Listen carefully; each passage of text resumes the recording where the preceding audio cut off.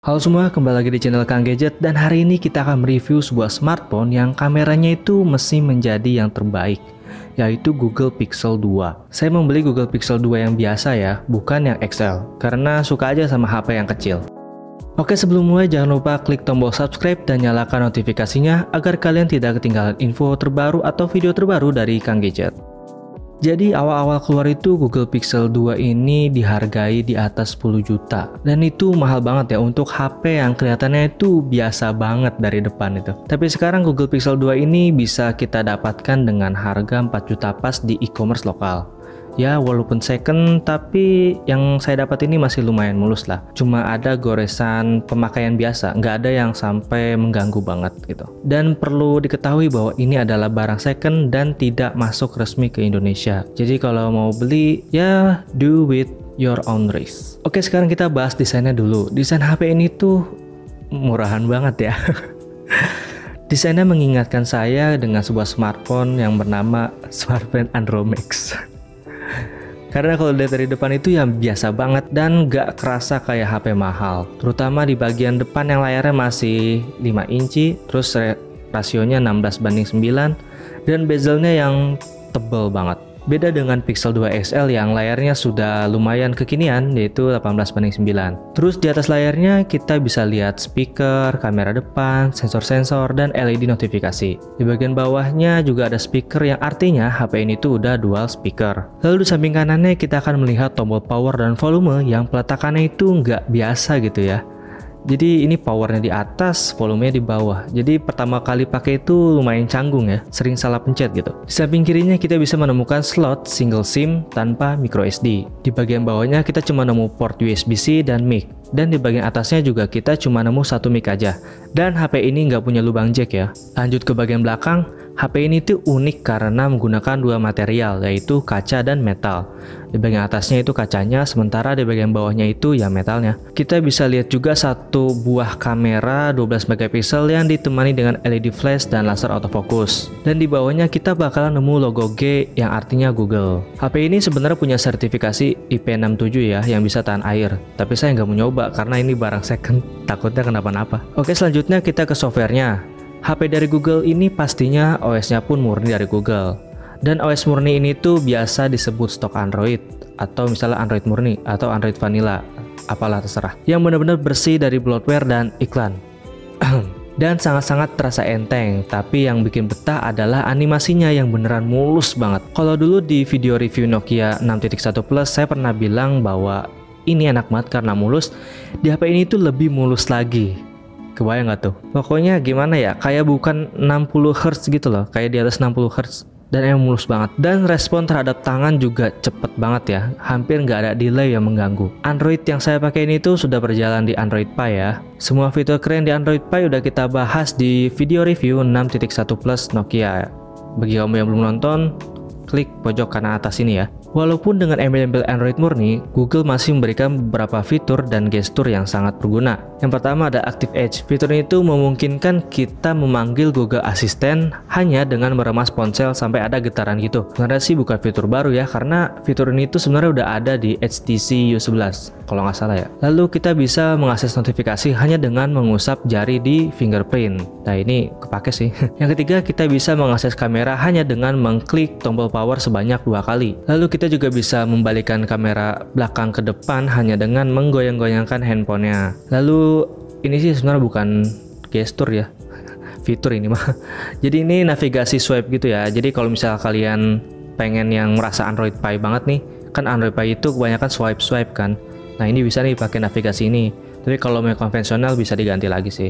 Lalu yang keenam, kita bisa melihat jam, notifikasi, dan lain-lain hanya dengan mentap layar 2 kali saat layar mati. Lalu kita juga bisa memeriksa jam, notifikasi, dan lain-lain hanya dengan mengangkat HP ketika lagi mati. Atau ketika lagi standby ya, bukan mati. Lalu kita bisa mengaktifkan mode getar hanya dengan mengklik tombol volume up dan power secara bersamaan. Dan ada satu fitur unik yaitu no playing. Jadi si HP ini bakal ngenalin lagu apa yang diputar di sekitarnya dan nampilin penyanyi dan judul lagunya. Dan ini offline ya, jadi cocok nih buat kamu yang sering di cafe terus nemu lagu bagus tapi malas nanya sama masnya.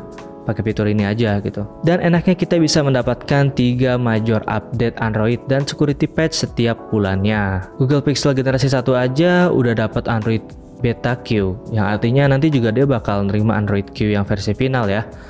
Dan artinya Google Pixel 1 ini sudah menerima 3 kali update besar dari Oreo, Pi, dan Q. Dan pastinya si Pixel 2 ini juga bakal mendapatkan 3 kali major update dan kemungkinan sampai Android R ya. Karena kan awal rilis itu dia menggunakan Oreo, lalu baru 1 kali update besar ke Pi. Dan pasti juga bakal dapat ke Q dan R. Kita tunggu aja ya. Untuk layarnya, Pixel 2 ini menggunakan layar seluas 5 inci Full HD dengan panel AMOLED-nya punya Samsung dan masih berasio 16:9. Dan dilindungi dengan Gorilla Glass 5. Walaupun udah pakai Gorilla Glass 5, HP ini tuh masih punya goresan ya. Jadi secanggih apapun perlindungan layarnya tetap aja punya batasan gitu. Untuk kualitas layarnya bagus aja sih, terlebih ada opsi tampilan yang ngebuat warna di HP ini tuh keluar ya, jadi ngeboost gitu. Untuk jeroannya, HP ini menggunakan prosesor 2 tahun lalu yaitu Snapdragon 835 yang dipadukan dengan GPU Adreno 540 dan RAM sebesar 4GB dan internal memori 64GB atau 128GB tanpa microSD. Untuk ngegame HP ini masih oke banget ya. Main PUBG aja bisa pakai smooth plus framerate-nya ekstrim, dan bisa juga paling mentoknya itu SDR plus framerate-nya itu ultra, jadi masih oke banget lah. Dan skor Antutunya tuh segini nih, gak jauh beda sama Snapdragon 675 yang baru aja rilis dan dipakai di Vivo V15 Pro, tapi masih bagus Snapdragon 835 sih. Dan walaupun memorinya cuma 64GB, tapi Google mengasih free storage full resolution untuk backup foto di aplikasi Google Photos. Ya, jadi mantap lah ini. Dan sekarang kita masuk ke bagian yang paling dewa dari sebuah Pixel, yaitu kameranya. Kamera belakangnya itu 12,2 megapiksel dengan bukaan f1.8 dan 1,4 mikron, serta punya AIS dan OIS, dual pixel, PDAF, dan laser autofocus. Kamera depannya 8 megapiksel dengan bukaan f2.4 dan 1.4 mikron, dan hasil kameranya edan banget, gak ada obat dah pokoknya. Sumpah ini bagus banget sih. Kalau ya saya kan jarang ya pakai flagship, bahkan gak pernah, baru ini doang gitu kan. Jadi dalam kondisi banyak cahaya ini gak ada keluhan deh, gambarnya tajam, detail, dynamic range-nya mantap, pokoknya mantap lah. Di kondisi malam pun juga demikian, hasilnya selalu ya masih fleksib lah gitu, dan keren banget gitu. Apalagi mode night set-nya yang nggak ada obat dah. Untuk perekam videonya, kamera belakang ini tuh bisa ngerekam sampai 4K 30 fps dan hasilnya stabil banget berkat OIS dan AIS-nya yang mantap. Kamera depannya cuma biasa aja ya, tapi nggak pakai banget sih, jadi bagus, cuma ya biasa gitu. Dan ini hasil videonya dan fotonya.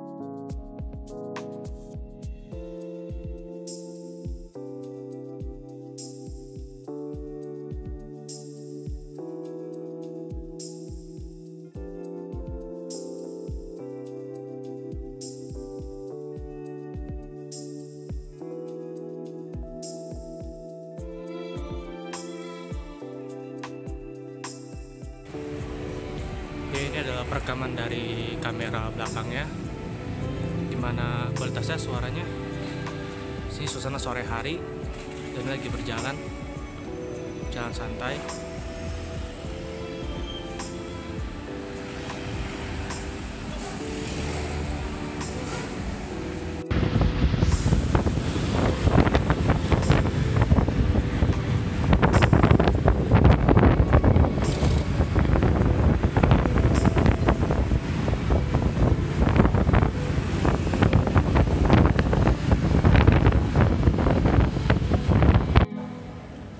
Dan ini adalah rekaman kamera depannya.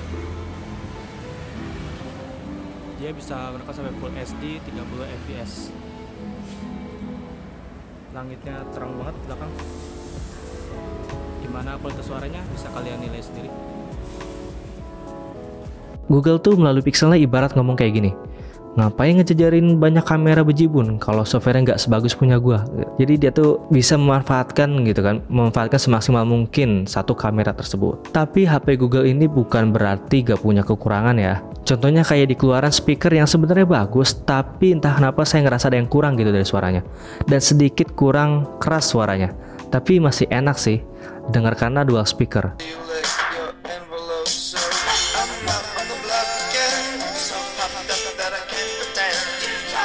Dan kekurangan lainnya itu pada baterainya. Google Pixel ini tuh pede dengan baterai hanya 2700 mAh untuk Pixel 2 biasa dan 3400-an untuk Pixel 2 XL. Dan HP ini tuh nggak bisa nemenin saya seharian ya. Sekiranya on time yang didapat tuh hanya 4 jam. Itu tanpa game dan full pakai data bukan wifi. Jam 6 pagi masih full dan jam 6 sore minta cas lagi. Awet gak sih termasuknya? Tapi mengingat ini barang second ya, mungkin emang kapasitas baterai sudah berkurang kali ya, dan bisa saya maklumin lah. Untuk ngecasnya sebenarnya sudah support power delivery ya, tapi saya nggak punya jadi pakai casan biasa aja gitu. Kesimpulannya HP ini tuh recommended untuk beli tahun ini? Jawabannya masih. Tapi, nah ada tapinya nih. Kalau kalian worry untuk baterainya tinggal pilih XL aja sih. HP ini juga masih sangat worth banget karena masih sangat-sangat nyaman dipakai. Jaminan update untuk 3 tahun. Jadi ya masih mantap lah. Kamera juga masih aduhai di siang, malam, gelap, terang. Tapi nggak bakalan cocok sama kamu yang emang seneng sama tampilan yang keren kayak Samsung atau MIUI. Tapi ya semuanya sih selera sih. Mau sebagus apapun kalau emang nggak selera mah ya tetap aja nggak minat. Itulah review Google Pixel 2 di tahun 2019. Makasih yang udah nonton dari awal sampai akhir. Jangan lupa untuk subscribe channel Kang Gadget ini dan jangan lupa juga untuk nyalakan lonceng notifikasinya agar kalian tidak ketinggalan info terbaru atau video terbaru dari Kang Gadget. Gue yang pamit dan bye.